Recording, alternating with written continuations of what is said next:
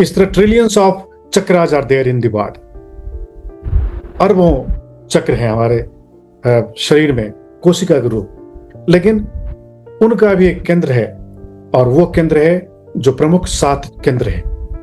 ठीक है, जैसे मूलाधार, स्वादिष्ठान, मणिपुर, अनाहत, विशुद्धि, आज्ञा और सहस्रार, ये 7 चक्र है। मतलब प्राण उस पॉइंट पर व्हर्लपूल की तरह और पावरफुली वो मूव करता है, और वह केंद्र बाकी केंद्रों को कंट्रोल कर रहा है, हर सेल को कंट्रोल कर रहा है। तो जो हमारा जो गुदा मार्ग है या जो एनस है, उसके नीचे जितने सेल्स हैं उसको नॉरिशमेंट मिलता है, किससे? मूलाधार से ऊर्जा मिलती है। वैसे ही जो हमारा रिप्रोडक्टिव सेंटर है, जिसको हम स्वादिष्ठान कहते हैं, उस केंद्र के द्वारा हमारे रिप्रोडक्टिव सिस्टम को एनर्जी मिलती है। वैसे ही पाचन क्रिया या जो पेट में है वह मणिपुर चक्र से मिलती है।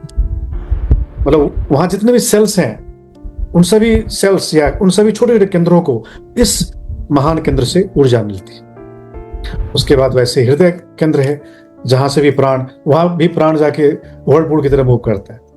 आप एक नदी को विजुलाइज करो जहां किसी किसी जगह पर व्हर्लपूल की तरह मूव करता है पानी, तो वैसे ही व्हर्लपूल है।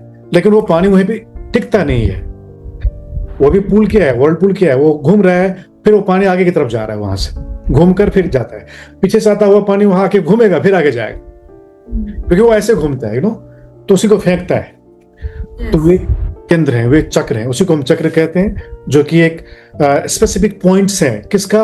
वे जो प्राण ऊर्जा का प्रवाह है उसका।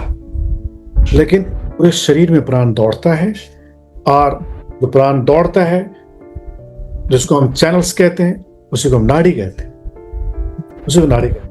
तो हम समझ सकते हैं, हम विजुलाइज कर सकते हैं कि जैसे गंगा नदी है या यमुना नदी है, उसमें से कई किसी किसी पॉइंट पे नहर निकलते हैं ना, नहर को निकाला हुआ है वहां के लोकल एरिया में उसको इरिगेट करने के लिए। तो वैसे जो नाड़ियां हैं, जिसको हम कहते हैं 3,50,000 नाड़ियां हैं हमारे शरीर में, उसको केवल 72,000 नाड़ियां कहते हैं। ये गलत है, केवल 72,000 नाड़ियां नहीं है। 72,000 नाड़ियां केवल हमारे हृदय केंद्र से निकलते हैं इस पॉइंट पे। तो एनाटॉमिकली, हाँ जी, इंग्लिश में क्या बोलते हैं नाड़ियों को? इंग्लिश में नाड़ियों को चैनल्स कहते हैं। Channels, energy channels. हाँ, एनर्जी चैनल्स, जहां से वो एनर्जी मूव करता है, राइट। तो आप ये समझ सकते हो कि गंगा नदी है, और गंगा नदी से किसी किसी पॉइंट पर कई सारे उसमें से स्रोत निकले हुए हैं, या वो कैनाल्स निकले हुए हैं। कैनाल जो है ना, वो रशियन और ग्रीक ऐसे वर्ड है, वो वहां कैनाल वर्ड बोलते हैं, राइट। लेकिन वो चैनल ही, इंग्लिश में चैनल कहते हैं, रोमन में चैनल कहते हैं, नहर कहते हैं हमारी भाषा।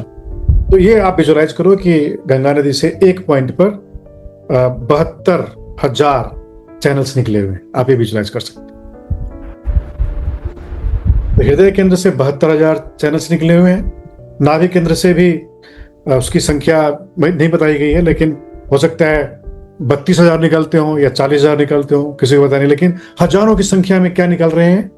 छोटी छोटी नाड़ियां निकल रही हैं, सिराएं, हम शिरा कहते हैं ना, वो निकल रही हैं, चैनल्स, और जहां से प्राण ऊर्जा प्रवाहित हुई। और ऊर्जा कहां से आती है? वही जो पीछे से जो नदी का पानी आ रहा है, वही आ रहा है। और ये ऊर्जा सूक्ष्म है, वह ऊर्जा धरती से आ रही है। कहां से? धरती से। तो इस अर्थ से जो ऊर्जा आ रही है वो कॉन्सेंट्रेट होती है मूलाधार केंद्र में, रूट चक्र, और वहां से ऊर्जा प्रवाहित होती है पूरे शरीर में, नीचे के पार्ट्स में। और फिर ऊर्जा वही आगे बढ़ती है नदी की तरह, वह वेव्स, वह एनर्जी आगे बढ़ती है। फिर आगे कहाँ आती है? वहां स्वादिष्ठान में। और वहां आकर वहां से भी जो हजारों नाड़ियां हैं वो फैलती है, वो ऊर्जा। नस कह सकते हो, नर्व्स कह सकते हो, नाड़ियां कह सकते हो। वहां से इंपल्सेस, वहां से वो सेंसेशंस फैलते हैं। कौन से? उस पूरे कॉरेस्पॉन्डिंग ऑर्गन्स में। आप समझो रिप्रोडक्टिव सिस्टम के कौन कौन से ऑर्गन्स हैं, राइट, उन सब में। जैसे फीमेल में यूटेरस होता है, राइट। अब जब कोई बेबी कंसीव करते हैं तो उसमें भी प्लेसेंटा बनता है, उसका फिर और भी लेयर्स, बहुत कुछ बनता है, वहीं से ऊर्जा आता है।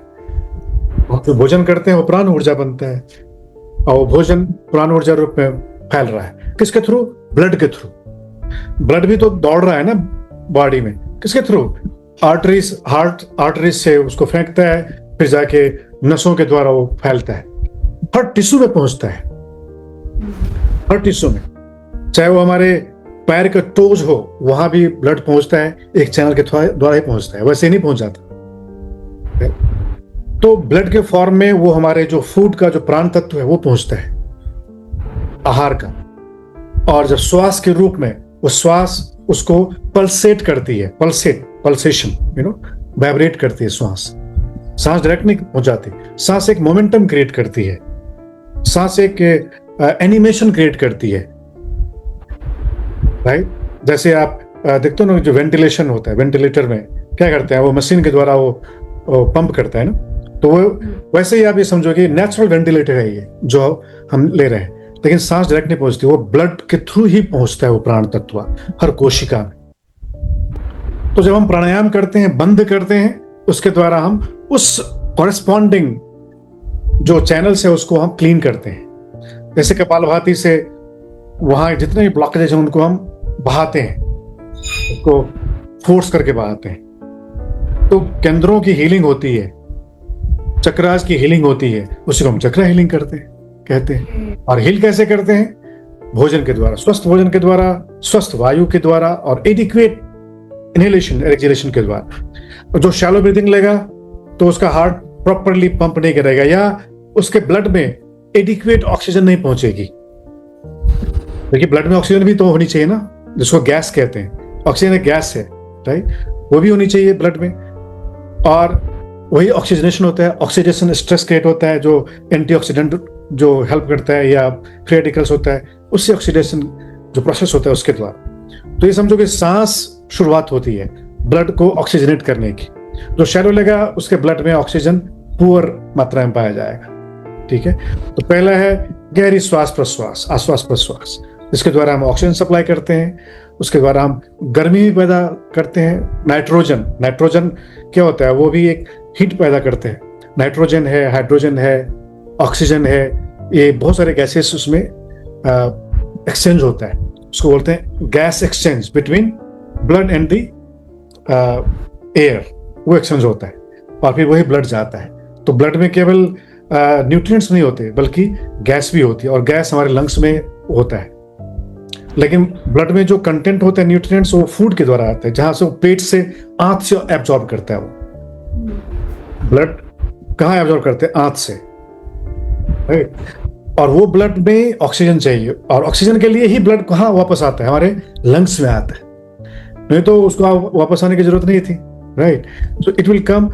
सो all these phenomena are happening automatically, but if we enhance this process, if we amplify this process, if we control or qualify this process, तो उससे क्या होता है? हीलिंग होती है, ठीक है? तो चक्रा हीलिंग में केवल विजुअलाइजेशन काम नहीं करता, जैसे ध्यान के द्वारा कि मैं चक्रा को हील कर रही हूं या हील कर रहा हूं, उससे हील नहीं होता।